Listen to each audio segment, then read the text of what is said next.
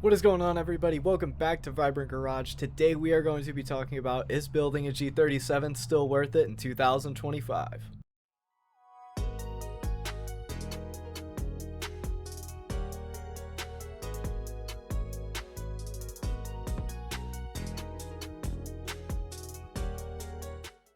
So, you want to build a G37 in 2025. Now, there is one unfortunate thing about these cars, and we're just going to go ahead and get this out of the way, and that is the car's reputation in 2025. Now, in 2025, they're known for two things: takeovers and being violently loud at car meets. Now, if you can look past that, there are a lot of great things about these cars, and we're about to go over them. So coming in at number one is going to be modifications or aftermarket. Now the aftermarket scene for these cars has grown so much. There are so many incredible options in these cars. If you can get a nice clean one that's unmodified, you can do truly anything you want with them. For example, you can make a static or bag stance car out of them. They make great stance cars either way. You can make them incredibly fast. Here, like an example is Corn-Fed G. His 37 sedan runs 4s 60 to 130, which is absolutely insane. Or if you just want to have a super nice, fun, clean daily driver, you can absolutely do that with some good modifications, like some really good coilovers and basic bolt-ons. And if you care enough about it and want to get the most out of all your modifications, then I highly recommend getting a tune for these cars as well. But note that some mods like that, if you do go a little bit more extreme, can affect long-term things like reliability, which is the next thing that we're going to talk about here.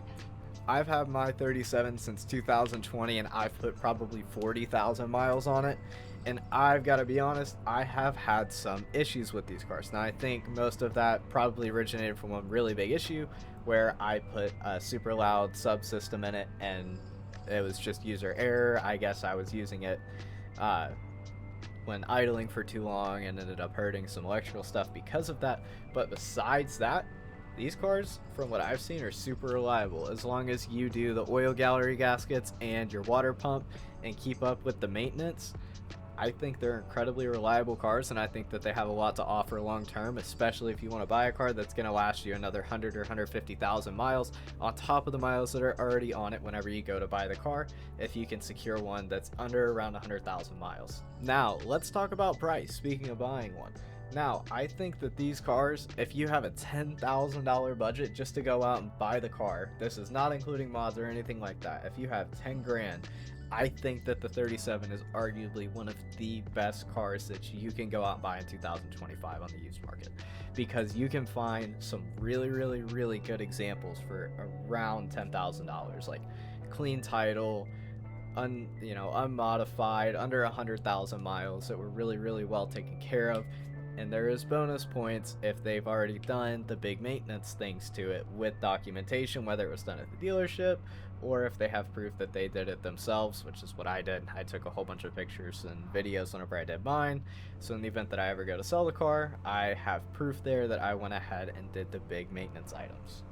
Now, if you are buying one of these in 2025 expecting to be fast on a budget, that, in my opinion, is not really attainable. I think you're better off going with something that is already boosted, and you can easily add, downpipes and change up your fuel mixture and make a lot more power that way.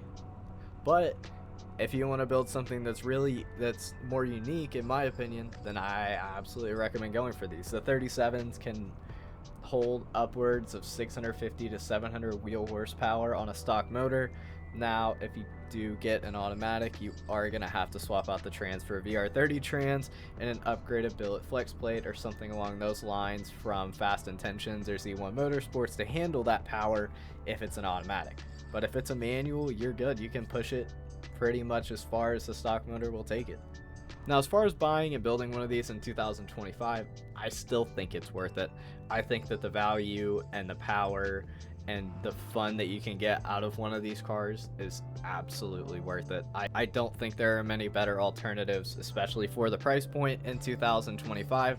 as well as being so beginner friendly. That's another really big thing with these cars, is they are, in my experience, relatively easy to work on if you're doing basic modifications. And as well as having a huge aftermarket, like I said earlier, it makes them incredibly beginner friendly, and I highly recommend, if you guys are looking into getting one, that you guys keep looking and try and pick a nice one up, and I think you'll be really happy with it.